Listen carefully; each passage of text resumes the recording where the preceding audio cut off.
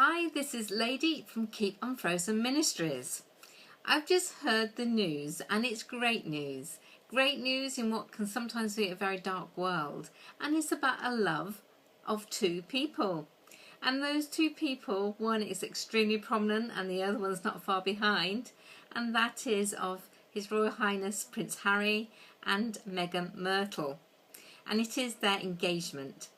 Now, it's just wonderful to watch the interview between them and see the love that just emanates from them. It sort of seeps through the TV screen and into the living room. You just can see it, feel it.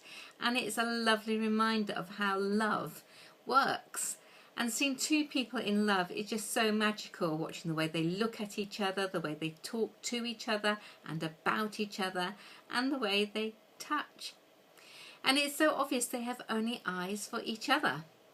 And I'm just reminded that we are in love, or somebody is very much in love with you and me. And who is that? Well, it's God.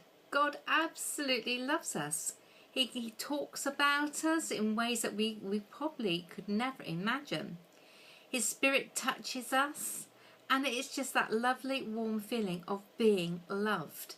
And who needs that? We all need to feel this love. And God's love is a love which never fails and it never fades. It is there. The main difference, of course, is whereas Prince Harry and Meghan's is very visible and you see it, sometimes God's love is invisible and you might feel that it's not quite there. But it is. And how do we know it is? We know because of the promises. Just like this couple, this new engaged couple, have made a promise that they are going to get married, and they will then later make further promises, not only in front of the media or the world, but in front of God. They will then make vows and promises to each other and to God to really honour each other and marriage. And so it is with God. I mean, he even refers to Jesus being our bridegroom. So that link, which I will talk about the bridegroom further on as we get nearer that wedding, because I'm sure we'll be following it through the media a lot over this next few months. But when we think of promises, do you know God's promises for you and your life? Have you heard them? Have you read them lately? Have you been reminded of how much he absolutely adores you? So much he calls you the apple of his eye. Now, there's over 50,000 promises in the Bible.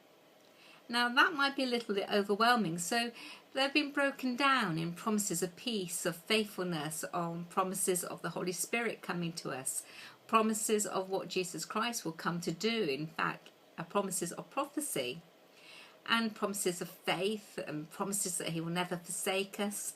They go on, and in the blog I've listed a few of those. And if the thought of trying to get your head around over 50,000 is just too much, then why not just break it down a little, choose one or two? I put a list of 54 from another blog because I found those particularly interesting. But I'm really interested to know, what is your favourite promise from God? What is it that, when things don't go quite right, you hold on to and go, I know this is true because he has promised. If God has promised it to you, it will come true. I mean, my promise that I really hold on to is that, but as God is for me, who can be against me? So when I have periods where I maybe feel a bit fearful and afraid, or feel that everyone's out to get me, not that I'm paranoid, but those moments do happen, then I just have to think, if God is for me, who can be against me? The promises of the armour are just so wonderful, so I am fully and utterly protected. So it's about letting the Holy Spirit come in and reveal those promises. If you're not feeling those promises and thinking, actually, it's so invisible, I'm out of touch with what God has promised over my life, contact me and I will pray for you. And I will pray with you if you'd like. So that just, that promise that you are his favourite, you are the apple of his eye, and he just loves you to utter distraction. He is distracted by the world, surprisingly enough, because the world doesn't mean anything to him.